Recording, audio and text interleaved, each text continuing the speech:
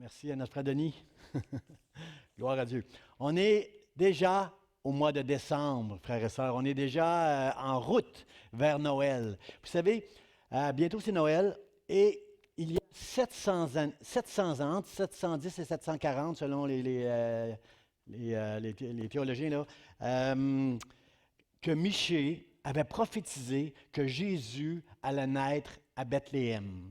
Vous savez quoi? Vous savez ce qui est arrivé pour que cette prophétie-là puisse s'accomplir? C'est que à un moment donné, au temps de Jésus, alors que Marie était enceinte de Jésus, César Auguste, à ce moment-là, a décidé de faire un recensement.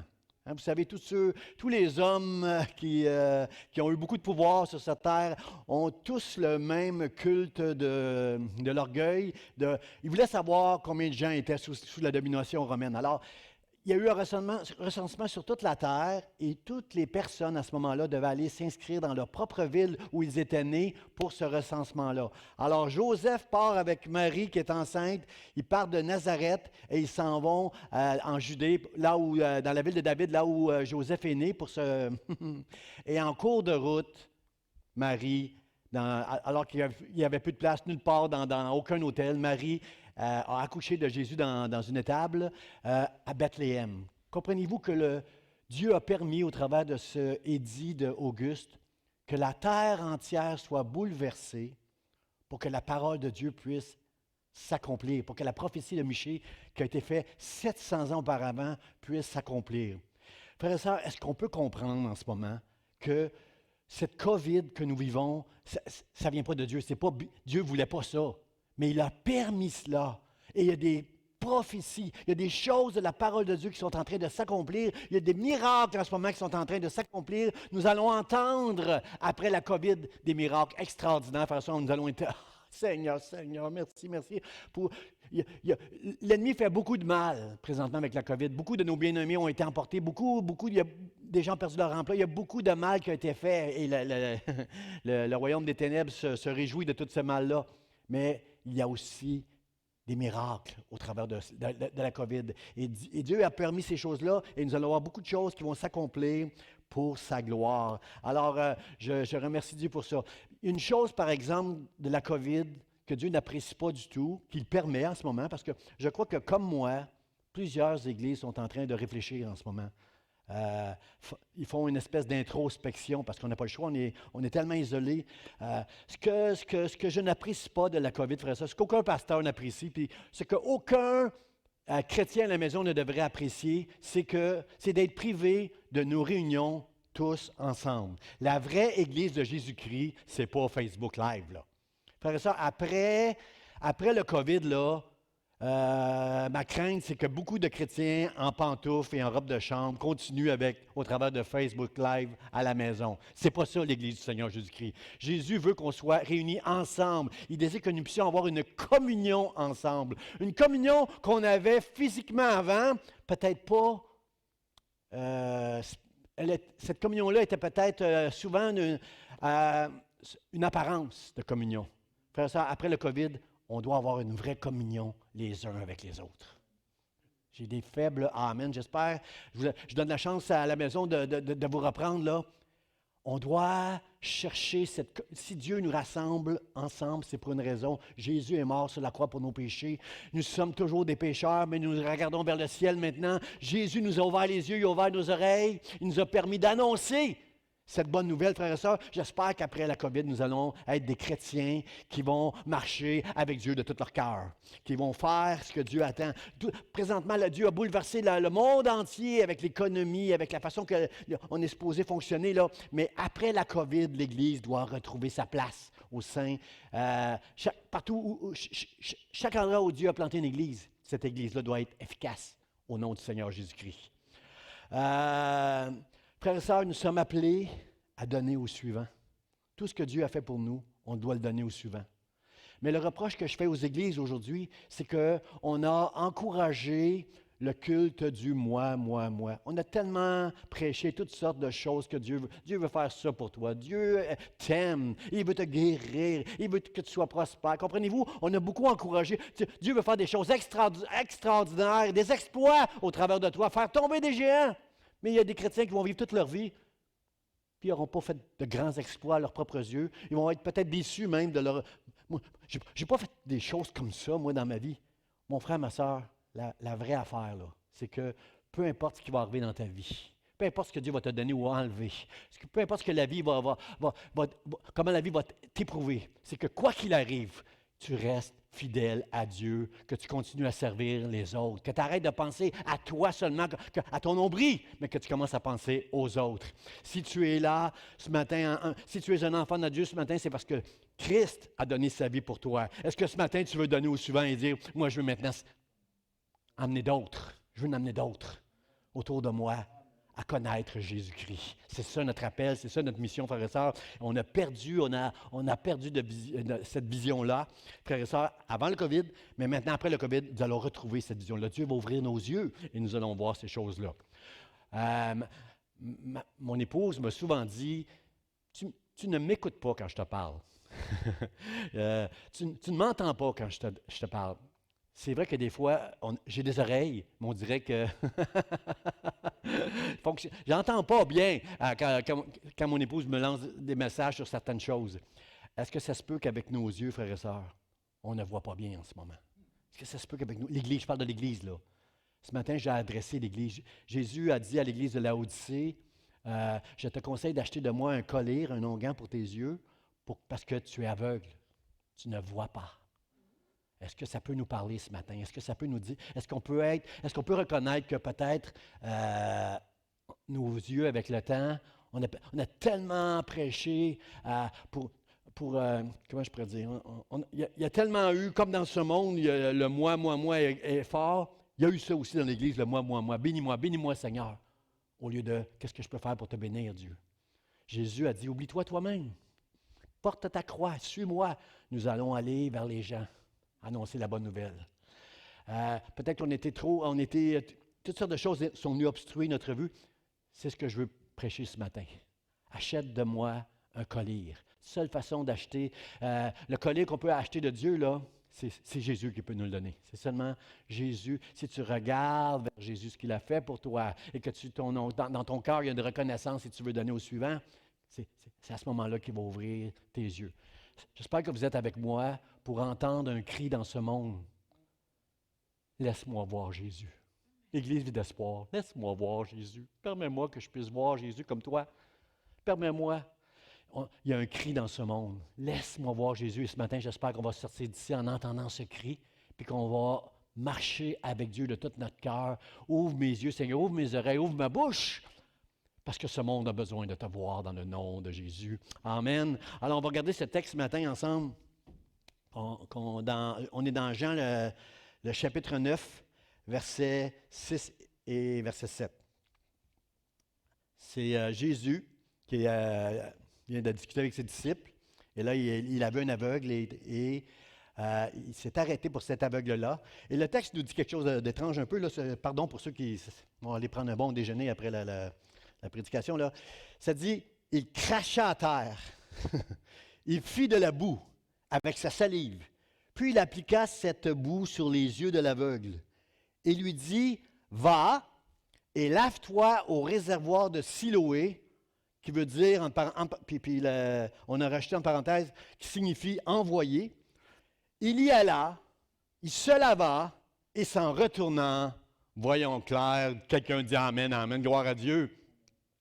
Il est allé, selon ce que Jésus a dit, il s'est lavé les yeux, il a enlevé cette boue et il s'est retourné en voyant clair. Frère, ça, c'est ce que j'espère. Après le COVID, c'est l'état que j'attends de l'Église.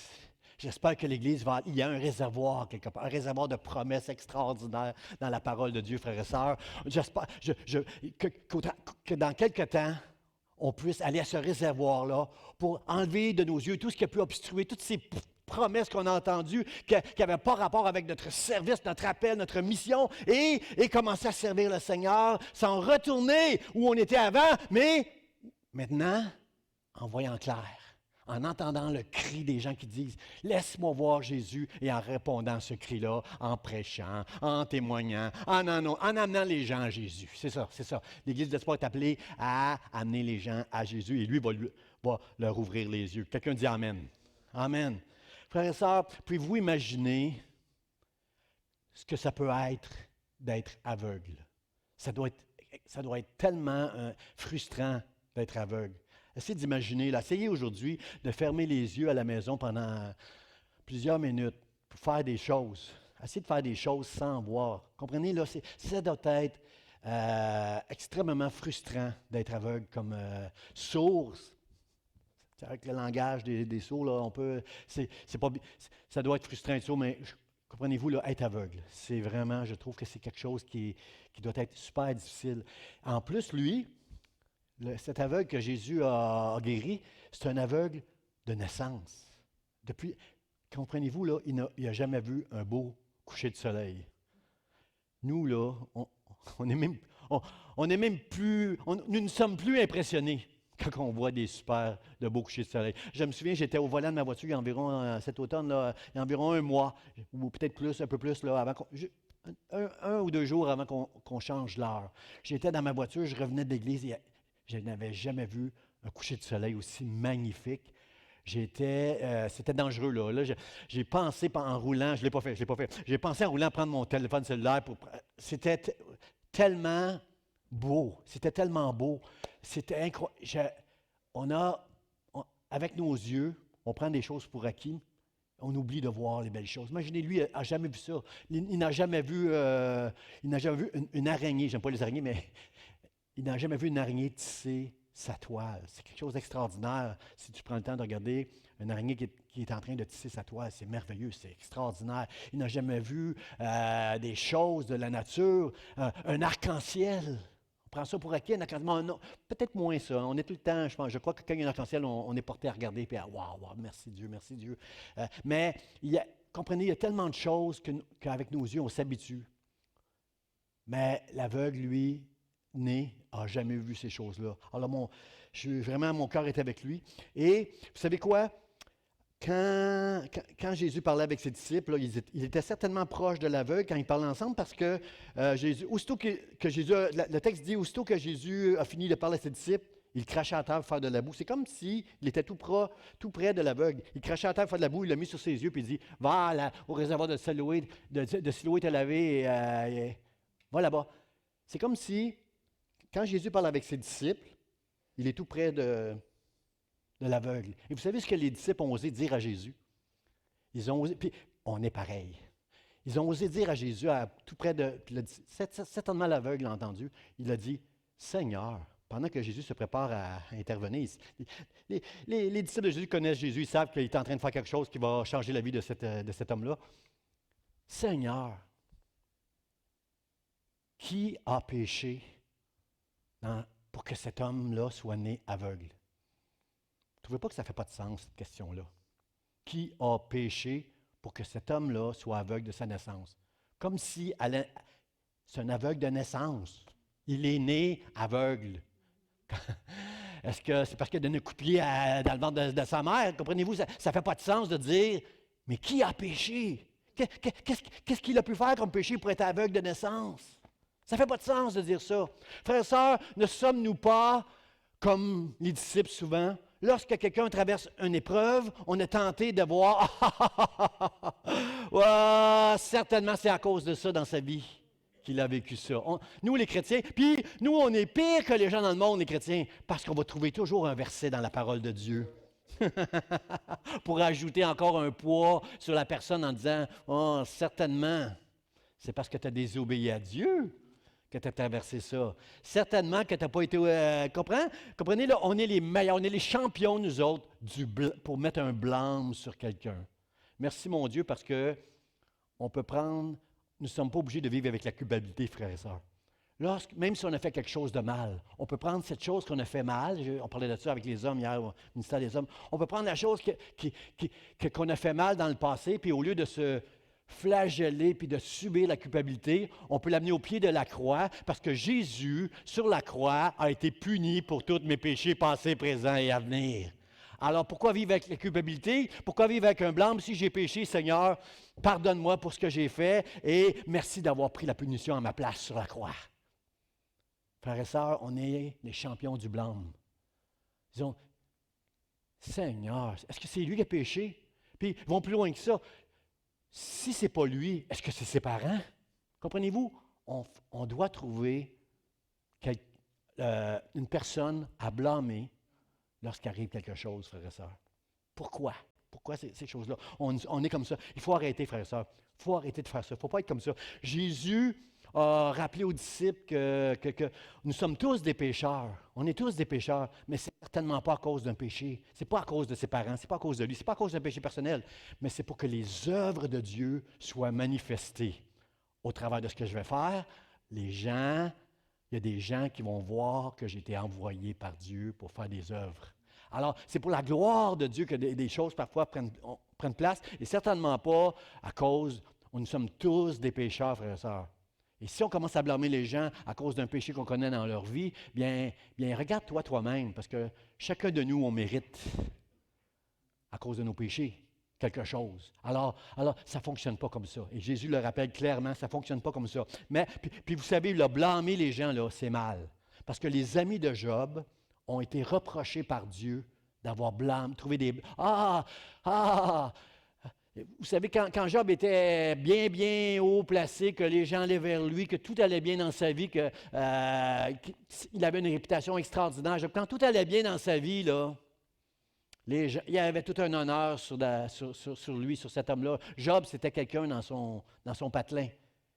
Mais lorsque Job a perdu toutes ces choses, ses amis sont tombés dans ce blâme-là. Commençaient à... Oh, Job, si t'es arrivé toutes ces choses-là, c'est à cause de ça. Ils ont trouvé toutes sortes de... C'est des amis de Job, ils le connaissaient personnellement. Alors, ils ont saisi l'occasion. Eux, dans le fond, il y avait une certaine envie dans leur cœur du succès que Job avait. Et ils ont commencé à blâmer, trouver des trucs, et ils ont été blâmés par Dieu à la fin. Mon serviteur Job, c'est un homme juste et intègre. C'est mal ce que vous avez fait et vous allez demander pardon à Job pour ça. Et s'il ne prie pas pour vous, vous allez mourir. Alors demandez à Job de prier pour vous parce que vous allez mourir pour avoir osé blâmer. Les amis de Job ont été repris par Dieu, frères et sœurs. À un moment donné, Pilate a fait des martyrs Pilate était responsable. Il y a du sang de martyr qui a coulé. Et les gens et les disciples ont dit à Jésus, est-ce que c'est à cause qu'ils ont péché, qu'ils ont été martyrisés comme ça par notre gouvernement? Et Jésus a dit, non, ça n'a rien à voir avec le péché, mais j'aimerais vous dire quelque chose. Si vous ne vous repentez, vous périrez également. Vous autres aussi, vous allez périr si vous ne vous repentez. En voulant dire, sont pas plus grands, moins grands pécheurs. Nous sommes tous des pécheurs et nous avons tous besoin de nous repentir, de venir à Dieu en confessant que nous sommes des pécheurs et c'est ainsi que Dieu va nous sauver. C'est ainsi qu'il va faire ses œuvres au travers de nous. Alors, on doit arrêter de blâmer, frères et sœurs. On doit arrêter de blâmer. Jésus a fait ce miracle-là le jour du sabbat. Vous imaginez, pour les pharisiens, les religieux, là, c'était enfin, on a quelque chose pour l'accuser. Il a fait ça le jour du sabbat, on est supposé être tranquille, là. Il a fait un miracle le jour du sabbat. Alors, ils essaient de chercher toutes sortes d'informations et ils ont été voir l'aveugle-né qui était guéri pour lui dire, pour essayer de trouver des informations pour être capable d'accuser Jésus. En plus qu'il a fait ça le jour du sabbat, on va trouver quelque chose. Et l'aveugle dit, écoutez, il m'a ouvert les yeux. Qu'est-ce que vous voulez que je vous dise? Il m'a ouvert les yeux. Et Dieu existe-t-il des pécheurs? Si quelqu'un honore et fait la volonté de Dieu, c'est celui-là que Dieu honore. Et là, ils sont fâchés contre lui. Tu es né entier dans le péché, puis tu vas commencer à nous enseigner. Hey, arrête. Et ils ont perdu patience parce que la Bible dit, ils l'ont injurié. Ils ont perdu le contrôle de leurs paroles. Ils essayaient tellement de vouloir coincer Jésus au travers des choses qu'il aurait entendues de cet homme, puis finalement, c'est lui qui est en train de les enseigner. Et il a été excommunié des synagogues. Parce que là, maintenant, il fait partie de la secte de Jésus, excommunié. Frères et sœurs, je trouve que c'est la meilleure nouvelle. Meilleure chose qui pouvait arriver à cet aveugle-né, d'être exclu des synagogues, parce que s'il avait retourné dans la synagogue, dans le judaïsme, dans la loi, dans la religiosité, il aurait perdu ce que Jésus a fait pour lui. Mais maintenant, il est excommunié et jusqu'à temps que l'Église de la Pentecôte va arriver bientôt, il va être nourri de son souvenir qu'il a rencontré Jésus. Et Jésus lui a ouvert les yeux. Alors, c'est ça la bonne nouvelle. Et ses parents aussi ont été interrogés par les Juifs. Vous allez lire ça dans le chapitre 9. Ses parents aussi ont été interrogés. Ils essayaient toujours de trouver quelque chose contre Jésus. Et ses parents ne voulaient pas être excommuniés. Eux ont été plus prudents. Ils ont dit, c'est bien notre fils. Est-ce que c'est bien votre fils? Lui, là, était-il vraiment aveugle? Il était vraiment aveugle. C'est notre fils. Mais nous savons ce qui est arrivé, interrogé là, lui-même, il est assez grand. Alors, ses parents ne voulaient pas se faire excommunier. Ils ont été prudents, mais lui, il a été excommunié. Alors, ce que je veux qu'on comprenne, frère et sœur, c'est que la plus grande richesse dans ce texte-là, ce n'est pas que cet aveugle-né a commencé à voir des couchers de soleil, des arcs-en-ciel, des araignées qui tissent des toits. Comprenez? C'est pas ça la plus grande richesse. La plus grande richesse de ce texte-là, c'est qu'il a vu Jésus. Il a vu Jésus, il a connu le salut éternel pour son âme dans cette rencontre-là. C'est ça le plus grand miracle. C'est ce que le monde a besoin. Lorsque j'entends le cri de ce monde, laisse-moi voir Jésus, ce que j'entends, c'est je veux connaître Dieu, et c'est au travers de Jésus-Christ que nous pouvons connaître Dieu. Ce monde a besoin de connaître Diu, et Dieu a besoin d'ouvrir nos yeux, d'ouvrir les yeux de l'Église, pour qu'on puisse annoncer ce message-là. Alors, le premier point, c'est que Dieu est étrange, souvent, dans la façon qu'il va opérer. Vous savez, Jésus ne fait jamais un miracle de la même façon. Il y a eu Bartimée, l'aveugle Bartimée dans la Bible. Il y a eu un autre aveugle à un moment donné. Comprenez-vous, il ne fait jamais les choses de la même façon. Ici, il a craché par terre pour faire de la boue, pour appliquer sur les yeux de l'aveugle. C'est un peu étrange, n'est-ce pas? Cracher par terre, faire de la boue. Hein? J'ai vu des commentateurs dire qu'il a fait un onguent. Il a fait un onguent avec la boue. Ce n'est pas vraiment un onguent parce qu'il a dit à l'aveugle, va te laver. Il a mis quelque chose de sale dans ses yeux pour que l'aveugle puisse aller se laver au réservoir de Siloé, puis enlever cette boue-là. Donc, je ne considère pas que c'est un onguent, je considère que Jésus, il y a un message, sans aller trop loin dans l'interprétation de cette boue-là, il y a un message ici. Jésus a mis quelque chose de sale, a fait quelque chose de sale en crachant par terre, faisant de la boue. Il a mis quelque chose de sale dans ses yeux pour que l'aveugle puisse aller se laver, et après quoi, il verra. Combien on a besoin d'être lavé? Combien l'Église a besoin d'être lavée ce matin pour être capable d'entendre le cri du monde qui dit « Laisse-moi voir Jésus ».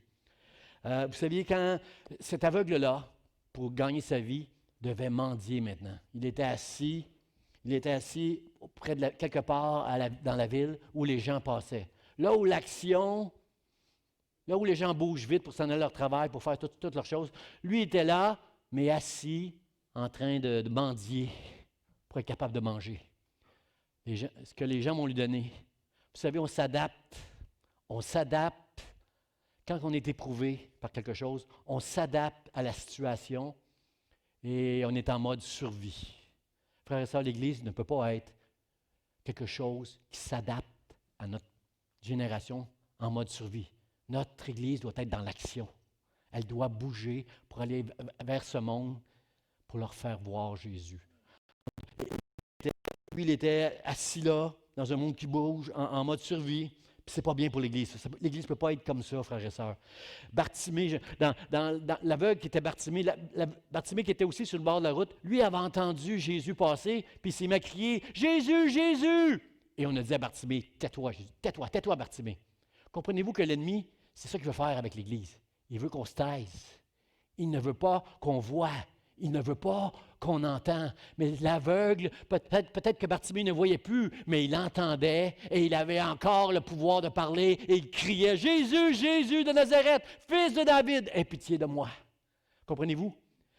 Cet aveugle-là ici, Jésus s'emmenait avec ses disciples. Cet aveugle-là ne savait pas que Jésus était là, mais Jésus est allé jusqu'à l'aveugle. Et il lui a demandé, il a fait de la boue, puis il l'a mis sur ses yeux, puis il lui a demandé d'aller jusqu'à Siloé. Frères et sœurs, il y a quelque chose là-dedans, que Jésus a mis de la saleté sur les yeux de cet aveugle pour qu'il aille se laver. Ça nous parle, frères et sœurs. Ça nous parle que nous sommes appelés, nous aussi, à nettoyer nos yeux, afin qu'on puisse bien voir. L'Église a besoin, je dis, mon reproche à l'Église aujourd'hui moderne, c'est qu'on ne voit plus bien. On a besoin de retourner à la parole de Dieu. On a besoin de faire cette introspection que la COVID nous oblige à faire. On a besoin de voir Jésus, d'entendre Jésus et d'aller partager avec les gens qui nous entourent pour les amener à Jésus. Est-ce que je peux entendre quelqu'un amen? Laisse-moi voir Jésus, c'est ce que j'entends des gens. Vous savez, les Lévites dans l'Ancien Testament, dans le livre des Nombres, les Lévites, avant d'aller servir dans le temple, deux choses qu'ils devaient faire. Ils devaient laver leurs vêtements. Moïse leur a les objets. Allez laver vos vêtements, apportez le sacrifice d'expiation, Jésus-Christ mort à la croix, et vous pourrez servir dans le temple. Frères et sœurs, l'Église est là. L'Église, elle est là. Quand Jésus dit à l'Église de Laodicée, « Je veux que tu achètes de moi un collier », il est en train de rappeler qu'il est mort à la croix pour nos péchés, pour nous laver. Et là, nous, on a oublié ça. Nos yeux sont obstrués. Et maintenant, on est à ce point dans la vie de l'Église où on doit comprendre, frères et sœurs, que Jésus doit enlever de nos yeux ce qui nous empêche de bien voir pour qu'on puisse le servir. Amen. Parce qu'il est mort sur la croix pour nos péchés. Alors, on est là, frères et sœurs. Mon autre point, ce serait non par la vue, mais par la foi. Quand Jésus dit « Va et lave-toi », va et lave-toi au réservoir de Siloé, qui veut dire envoyer. Frères et sœurs, il fallait que l'aveugle aille jusqu'au réservoir de Siloé, se laver pour être guéri. Vous me suivez?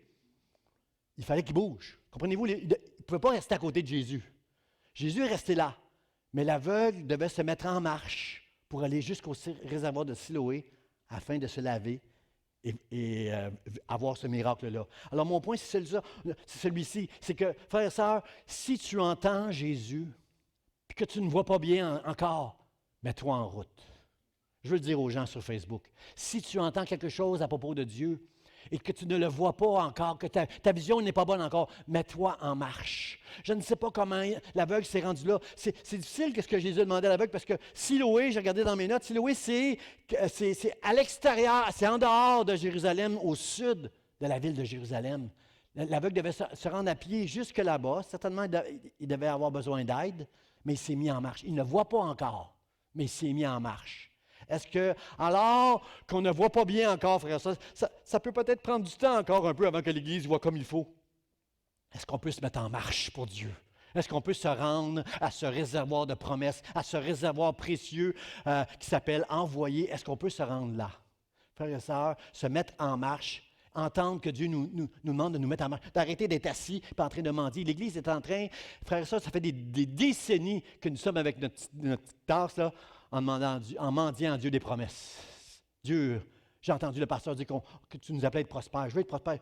J'en arrache moi financièrement. Je veux être prospère. Je veux être prospère. On a entendu toutes sortes de choses maintenant de nos tribunes, frères et sœurs. Est-ce qu'on peut entendre Jésus? Oh, frères et sœurs, on n'a pas fait des disciples, on a fait des enfants avec l'Église. Est-ce qu'on peut entendre Dieu ce matin et dire, Seigneur, me voici, envoie-moi? Est-ce qu'on peut se mettre en route, même si on ne voit pas bien encore, est-ce qu'on peut se mettre en route jusqu'au réservoir de Siloé afin que Dieu nous bénisse, nous parle et ouvre nos yeux? Naaman, j'aime l'histoire, cette histoire-là m'a rappelé Naaman. Naaman, le prophète lui a dit, va te laver 7 fois dans le Jourdain. Tu entres dans le Jourdain, tu sors du Jourdain, tu entres dans le Jourdain, tu sors du Jourdain, tu fais ça 7 fois et tu vas être guéri de ta lèpre. Hey, sais-tu qui je suis, moi? Alors, Naaman, finalement, bien conseillé par des gens autour de lui, est allé le faire et il a été guéri. Je le répète encore, pour aller jusqu'à la bénédiction de Dieu, pour aller jusqu'à la guérison, pour être capable de faire ce qui va glorifier notre Dieu, mets-toi en marche. Si tu entends quelque chose de la part de Dieu, avant même de voir comme il faut, mets-toi en marche. Est-ce que je peux entendre amen? Mets-toi en marche pour aller pour Dieu, pour Dieu. J'aime bien Zacharie. Zacharie, vous savez, c'est le mari d'Élisabeth qui avait douté de l'ange qui avait dit que sa femme vieille qui avait été stérile toute sa vie, allait enfanter. Il avait douté un peu de ça et il avait perdu l'usage de la parole. Et lorsque Dieu lui a redonné l'usage de la parole, il a dit il a dit, il a visité et racheté son peuple. Comprenez-vous que Zacharie est en train de prophétiser quelque chose que Dieu a déjà fait, selon la promesse que Dieu a faite à Marie et à Élisabeth, qui va enfanter Jean-Baptiste. Comprenez-vous que lui qui doutait des promesses de Dieu, maintenant parle des promesses de Dieu comme si elles étaient déjà accomplies. Ses yeux se sont ouverts, ses oreilles ont entendu, et maintenant sa bouche proclame des choses qui ne sont pas encore accomplies, mais qui sont prophétisées dans la parole de Dieu. Est-ce que c'est là que Dieu va amener l'Église? C'est là que Dieu veut nous amener, frères et sœurs, qu'on puisse, comme Zacharie, être capable de prophétiser à l'avance les promesses que Dieu a fait, frères et sœurs, et on va être efficace envers le cri de ce monde qui dit « Laisse-moi voir Jésus, laisse-moi voir Jésus. Tasse-toi, pasteur Jean, je veux voir Jésus. Église Vie d'Espoir, je veux voir Jésus. » Nous allons être capables, frères et sœurs, si on peut aller à ce réservoir de Siloé, recevoir et voir, nous allons être capables de donner au suivant, frères et sœurs. Seigneur, Seigneur, aide-nous, Seigneur. Vous savez, la parenthèse qu'on voit dans le texte, là, envoyé, pour nous. Le texte veut, l'apôtre Jean a fait une interpolation. Le mot interpolation, ça veut dire ajouter quelque chose au texte qui n'a pas été dit, là, qui n'est pas là. Ce n'est pas Jésus qui a dit Siloé, ça veut dire envoyer. C'est Jean qui a ajouté ça dans le texte, cette interpolation, pour nous enseigner que le mot Siloé veut dire envoyer. Suivez-moi parce que c'est bien important ce que Jésus a fait ici. Pourquoi cette parenthèse-là est si importante? C'est que si vous lisez le texte de tout l'évangile de Jean, vous allez voir souvent le mot envoyer. Envoyer, c'est un thème, c'est une thématique. Jésus, vous êtes d'accord avec moi, Jésus a été envoyé par Dieu le Père. Il est l'envoyé de Dieu. Et là, Jésus envoie l'aveugle, l'envoyé envoie l'aveugle au réservoir de Siloé pour se laver les yeux. Puis Siloé veut dire envoyer. Vous ne trouvez pas qu'il y a beaucoup de mots envoyés là-dedans? Ce que Jean, l'apôtre Jean veut nous dire, c'est que Jésus nous envoie à un endroit pour qu'on comprenne que si on voit aujourd'hui, c'est à cause de lui qui a été envoyé. C'est Jésus, c'est Jésus, c'est Jésus. Comprenez-vous, frère? C'est important de comprendre ça. Je vais vous lire juste quelques passages, je ne les ai pas mis au PowerPoint, juste lire quelques passages concernant ça. Dans Jean chapitre 3, verset 17, il est écrit « Dieu, en effet, n'a pas envoyé son Fils dans le monde pour qu'il juge le monde, mais pour que le monde soit sauvé par lui. Celui qui croit en Jésus est sauvé. Celui qui ne croit pas en Jésus est condamné. » Dieu a envoyé Jésus pour qu'on soit sauvé, pour qu'on ne soit pas condamné. Alors, dans Jean chapitre 5, verset 36, ça dit « Ces œuvres même que je fais témoignent de moi que c'est le Père qui m'a envoyé. » Ce que les pharisiens religieux auraient dû voir quand Jésus a guéri l'aveugle, c'est « Ah, ce sont les œuvres de Dieu. » Dieu agit au travers de lui, mais ils n'ont pas vu ça. Ils étaient aveugles, ils étaient aveuglés. Jean chapitre 6, verset 29, « L'œuvre de Dieu, c'est que vous croyez en celui qui l'a envoyé. » Jésus a été envoyé par Dieu afin qu'on puisse croire en Jésus-Christ, et cette œuvre qu'il a fait à la croix nous permet d'être réconciliés avec le Père pour l'éternité, d'être ses enfants. N'est-ce pas une bonne nouvelle, frères et sœurs? Or, mon préféré, Jean 17, verset 3. « Or, la vie éternelle, c'est qu'ils te connaissent, toi, le seul vrai Dieu, et celui que tu as envoyé, Jésus-Christ. » C'est ça, c'est ça. Jésus a été envoyé pour que je puisse avoir l'assurance que j'ai la vie éternelle. Alors, le mot Siloé veut dire envoyer. Je t'envoie. L'aveugle a pensé à tout ça, là. Toutes ces choses-là ont dû certainement ressasser dans sa tête, là. Jésus m'envoie au réservoir. Ce réservoir-là veut dire envoyer. Jésus, c'est l'envoyé de Dieu. Et il m'envoie un endroit où je vais voir. Après m'être lavé les yeux, je vais voir. Et ce réservoir-là s'appelle envoyer. Alors, il y a ce mot-là qui est super important qu'on doit comprendre, frère et sœurs, que l'Église doit comprendre. Dieu a été envoyé pour nous ouvrir les yeux et maintenant il nous envoie ouvrir, non pas ouvrir les yeux des gens, mais parler aux gens de Jésus pour que lui ouvre leurs yeux. C'est ça l'appel de l'Église, frères et sœurs. On est appelé à amener les gens à Jésus-Christ. Ça, c'est notre rendez-vous, frères et sœurs. C'est notre rendez-vous. J'aime aussi le passage de Jésus quand il parle du pharisien et du publicain qui s'en vont prier. Vous savez, le pharisien, là, c'est celui qui dit, ils sont deux. Le publicain, ça, c'est celui qui collecte les impôts, qui travaille, c'est un juif qui travaille pour les Romains pour collecter des impôts. Il n'est vraiment pas aimé, méprisé, lui, le publicain. Et le pharisien, lui, c'est le juif qui suit la loi. Alors, les deux sont en prière, et c'est dans Luc chapitre 18, ce passage-là. Et Jésus, le pharisien dit, « Ah, Dieu, Dieu, je te remercie que je ne suis pas comme ces publicains. Merci, merci que je ne suis pas comme ça. Moi, moi, je marche selon la loi. Moi, je jeûne. Moi, je paye ma dîme. Moi, je fais ci, moi, je fais ça. Merci, mon Dieu, que je ne suis pas comme lui. » Et le publicain lui dit, « Pardon, Seigneur, parce que je suis un pécheur. Merci, merci pour ta grâce envers moi. » Et Jésus va dire à ses disciples, à ceux qui l'entendent, c'est le publicain qui est sorti justifié, pas l'autre. Frères et sœurs, dans l'Église, là, ce qu'on a oublié là, bien souvent, là, pourquoi on blâme les autres? Pourquoi on a un regard dur envers les pécheurs, frères et sœurs? On oublie que Dieu nous fait grâce tous les jours à cause de ce qu'il a accompli à la croix. On oublie que nous sommes des pécheurs, nous aussi, qu'on en manque des fois, qu'on en fait des erreurs, nous autres, dans nos propres vies. Et on oublie que la miséricorde de Dieu est sur nous chaque jour. Et ce publicain-là le sait, lui. Il sait qu'il est méprisé par les autres Juifs. Lui gagne sa vie en collectant des impôts, mais il est conscient que c'est seulement la grâce de Dieu sur lui qui peut faire en sorte que Dieu va l'aimer, va le sauver. Et Jésus a dit, c'est lui qui est justifié et pas les autres. Est-ce que l'Église du Seigneur Jésus-Christ veut être comme le pharisien ou comme le publicain en disant, Seigneur, merci pour ta grâce, merci pour ta miséricorde. Et cette grâce et cette miséricorde-là, frères et sœurs, va nous aider à être reconnaissants à Dieu et à servir le Seigneur. Amen. Amen. Notre rendez-vous, frères et sœurs, maintenant, notre rendez-vous. Il y alla, se lava, et s'en retournant, voyant clair. Oh, que je l'aime ce passage-là. Parce que c'est ce que j'attends de l'Église, bientôt, frères et sœurs. Laver, retourner à l'œuvre en voyant clair. Le texte nous dit dans Jean 9 qu'à un moment donné, l'aveugle a rencontré Jésus. Après, mais il ne sait pas que c'est le Jésus qui lui a, quand il l'a rencontré, quand il l'a croisé, il ne sait pas que c'est Jésus là. Et Jésus arrête l'aveugle puis parle avec lui. Il dit, « Est-ce que tu crois au Fils de Dieu, toi? » Il dit, « Monsieur, Seigneur, montre-moi où il est pour que je le voie. » Puis là, Jésus dit, « C'est moi. » Et là, l'aveugle certainement a reconnu sa voix. Il dit, « Je crois, Seigneur Jésus. » Et la Bible nous dit, il se prosterna devant lui. Oh, que j'aime ce texte-là. Je crois, Seigneur, je crois, Seigneur. Tu sais, je crois que c'est toi qui m'as ouvert les yeux. Je crois que c'est toi qui viens de Dieu. Je crois que tu as été envoyé de Dieu. Je crois, Seigneur, que tu es sur cette terre pour nous sauver. Je crois en toi, Seigneur. Et il se prosterna. Il se prosterna. Frères et sœurs, quand est-ce qu'on voit des hommes et des femmes dans l'Église se prosterner devant Dieu? Pour dire, merci Seigneur, tu m'as sauvé. Je suis un pécheur, mais tu m'as fait grâce, tu m'as sauvé. Quand on voit ça, frères et sœurs, dans nos églises aujourd'hui, là, on investit tellement d'argent dans la technique, des milliers de dollars dans la technique.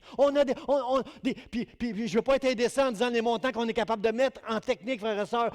Aujourd'hui, dans les grandes églises, on engage seulement des musiciens qui sont hyper professionnels. On engage des pros, on dépense des milliers de dollars dans la technique, frères et sœurs. Puis qu'est-ce qu'on fait dans nos églises? On chante. Est-ce qu'on se prosterne en adorant Dieu? Non, on chante. Frères et sœurs, est-ce qu'on peut arrêter de chanter dans nos églises? Est-ce qu'on peut se prosterner devant Dieu en disant, Seigneur, merci, merci, merci pour ce que tu as fait pour moi. Je veux te servir. Je ne suis pas digne de toi, Seigneur. Je suis un pécheur, mais je veux te servir. Je veux t'honorer dans ma vie, Seigneur. Comme j'ai entendu hier d'un frère, je veux te plaire, mon Dieu. Je veux arrêter de plaire aux hommes. C'est à toi que je veux plaire. Est-ce qu'on peut avoir ce désir? Frères et sœurs, l'Église de l'Espoir, on est bénis parce qu'on a des musiciens extraordinaires. Je connais leur cœur, je sais qu'ils aiment Dieu de tout leur cœur. Frères et sœurs, est-ce qu'on peut s'accorder avec eux pour adorer Dieu? Arrêter de chanter. On investit, on est comme dans le monde, on investit sur le produit, sur la pub. Frères et sœurs, mais c'est notre cœur que Dieu veut.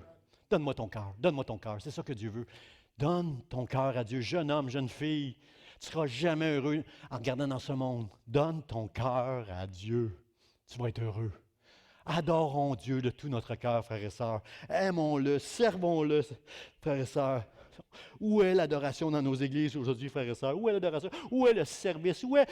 Quels sont ceux qui entendent le cri du monde, qui disent, laisse-moi voir Jésus?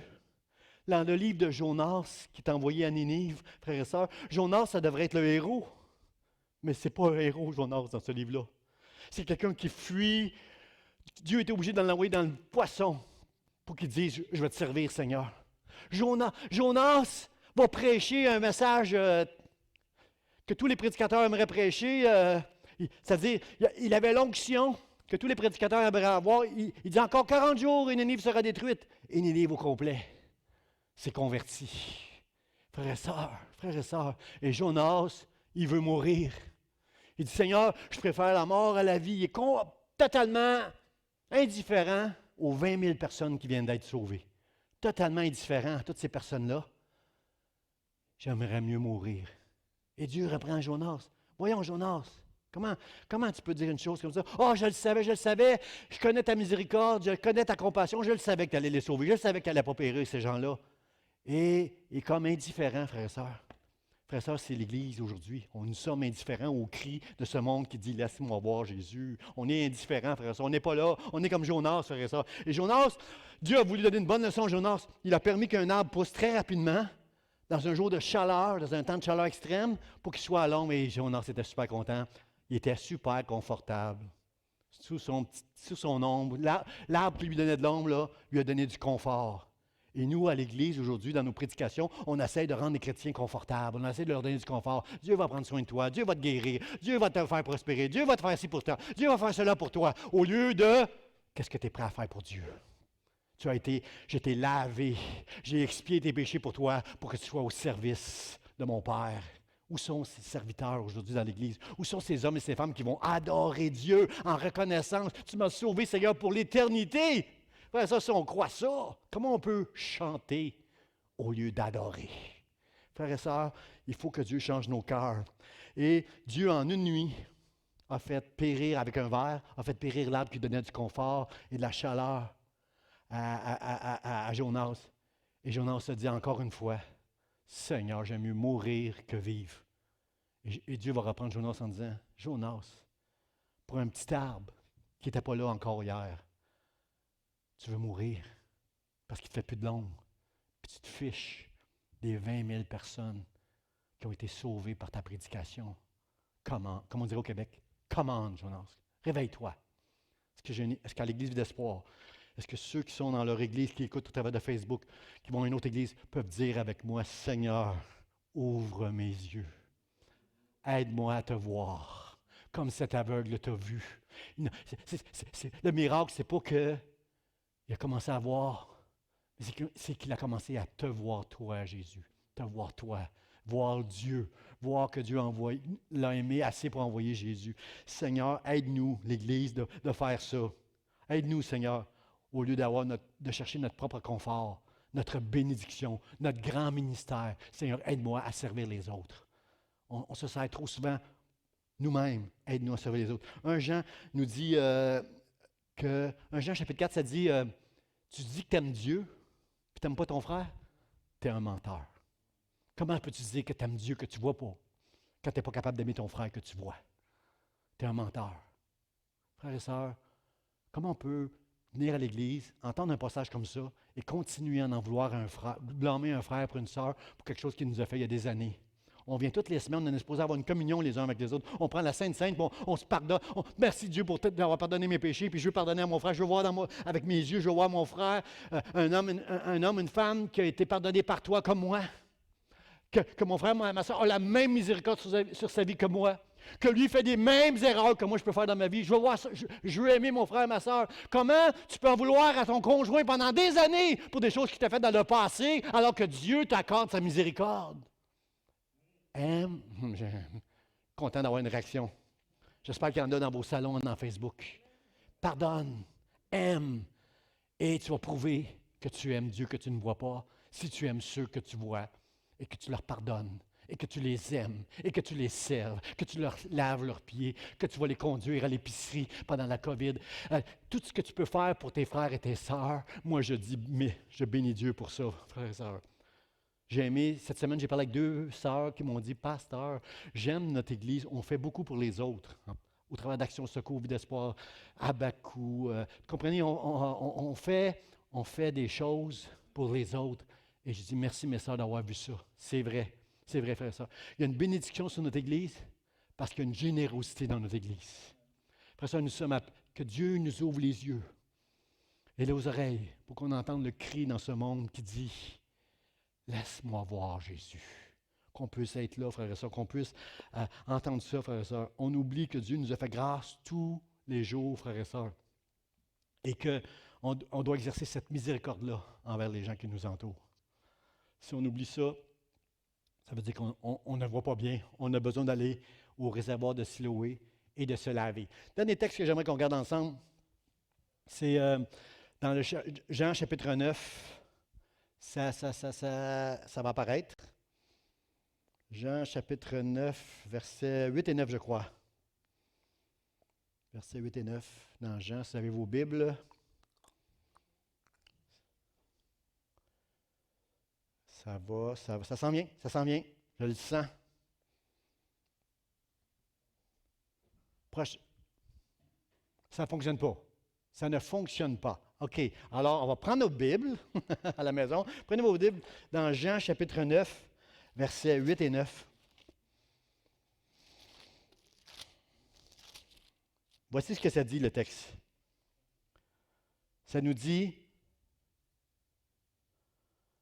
Jean chapitre 9, versets 8 et 9. Je vais y arriver. Je ne suis pas sûr là, que c'est le verset 8. Ah oui. Ses voisins, en parlant de l'aveugle-né, ses voisins et ceux qui auparavant l'avaient connu comme un mendiant, disaient, n'est-ce pas celui qui se tenait assis et qui mendiait? Et les uns disaient, c'est lui, c'est lui. Et d'autres disaient, non, il lui ressemble, mais ce n'est pas lui. Et lui-même, l'aveugle disait, c'est moi. Oui, c'est moi. L'aveugle-né, là, c'est moi maintenant. Je vois maintenant. C'est moi. Comprenez-vous, frères et sœurs, que dans ce texte-là, versets 8 et 9, ça nous montre que cet homme-là, cet aveugle-né-là, était méconnaissable. Les gens ne le reconnaissaient plus. Mais c'est pas lui, là. Mais ça, c'est pas des chrétiens qui allaient à l'église vide d'espoir, ça. Une église où il se faisait du bruit, une église qui prenait de la place, une église, ils prenaient nos places de stationnement, eux. Ils font toutes sortes de choses religieuses, eux. C'est pas les mêmes. C'est pas les mêmes. Maintenant, je vois dans cette église-là des hommes et des femmes qui aiment Dieu, qui parlent de Dieu, puis de la manière qu'ils parlent, de la manière qu'ils agissent, moi j'aimerais ça être comme eux. Frères et sœurs, c'est ça. C'est ça que j'espère que après le COVID, j'espère que l'Église du Seigneur Jésus-Christ, en tout cas ici à Montréal-Est et tous ceux qui nous écoutent, j'espère que l'Église va être méconnaissable. J'espère qu'on va être une Église qui va entendre le cri du monde qui dit « Laisse-moi voir Jésus ». Parce que dans leurs gestes, dans leurs paroles, ils ne cherchent pas Dieu. Ils sont pris avec toutes sortes de péchés. Ils sont pris.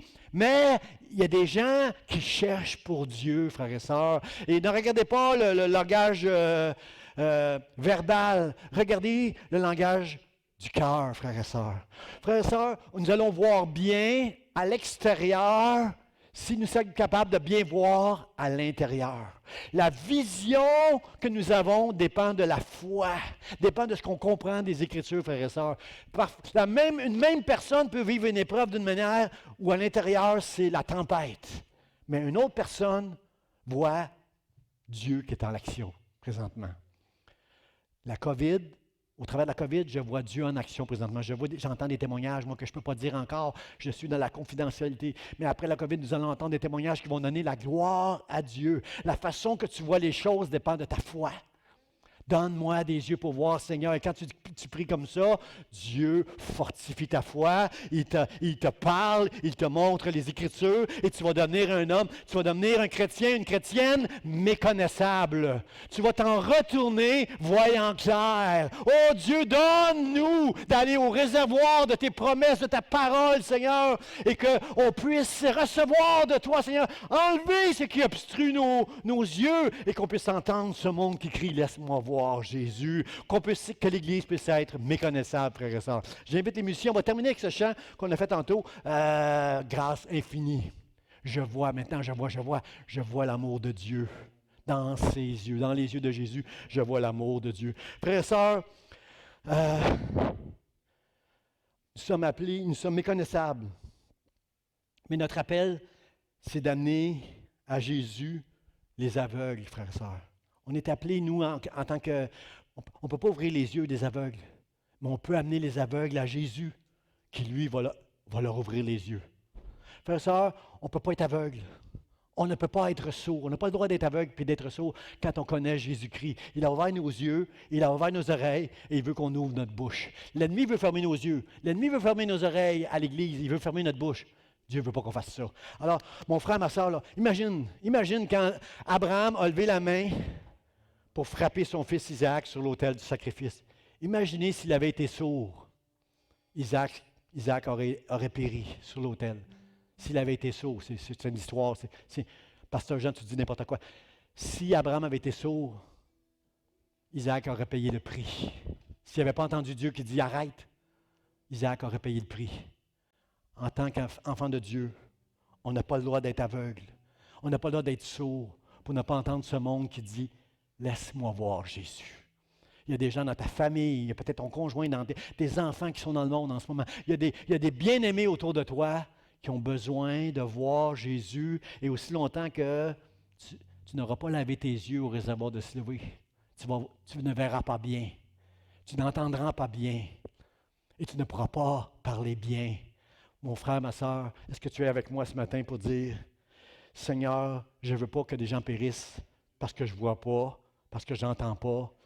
Touche-moi, lave-moi, afin que je puisse m'en retourner et être méconnaissable dans le nom de Jésus. Est-ce que je peux entendre un Amen? Amen. On va chanter ce chant encore. Je vois l'amour de Dieu.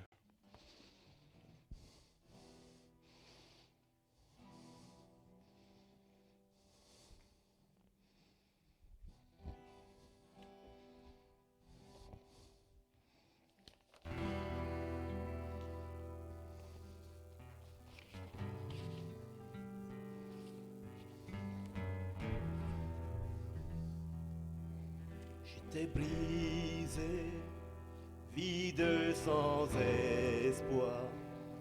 Ta grâce m'a trouvé, m'a restauré.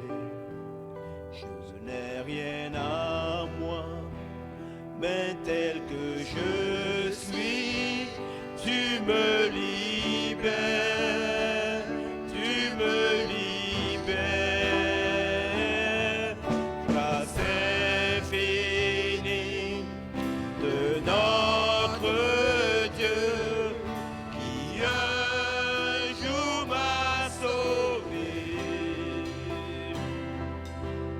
J'allais errant de lieu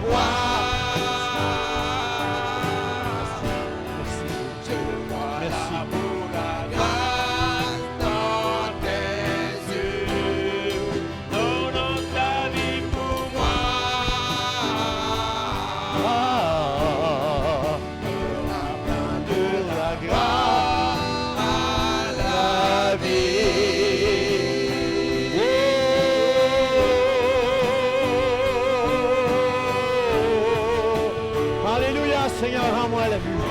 Rends la vue à ton Église, Seigneur. Alléluia.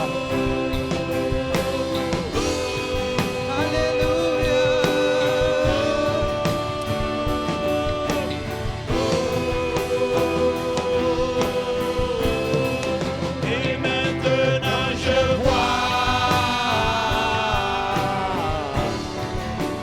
vois l'amour, la grâce dans tes yeux, donnant ta vie pour moi.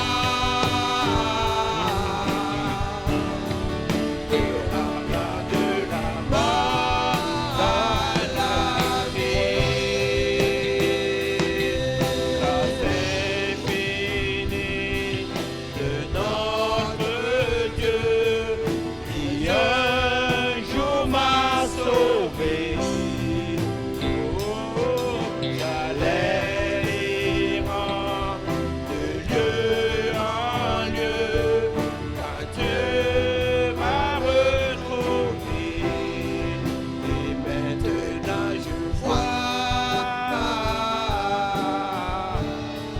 je vois l'amour, la grâce dans tes yeux, donnant ta vie pour moi, me ramenant de la mort à la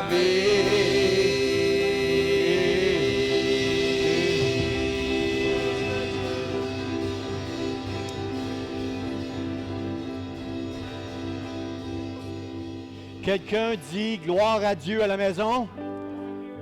Quelqu'un dit gloire à Dieu ici dans l'Église? Frères et sœurs, est-ce que vous êtes avec moi pour dire, Seigneur, je suis en route pour le réservoir de Siloé. Même si je ne vois pas bien encore, je me mets en marche jusqu'au réservoir afin que tu puisses me laver les yeux, Seigneur, et que je puisse m'en retourner méconnaissable et entendre le cri de ce monde pour les amener jusqu'à toi, afin que tu puisses leur ouvrir les yeux, comme un jour tu m'as ouvert les yeux dans le nom de Jésus. Est-ce qu'on peut dire un grand Amen? Soyez bénis, soyez méconnaissables. Bon dimanche à chacun de vous. Merci aux musiciens, merci à nos techniciens. Amen.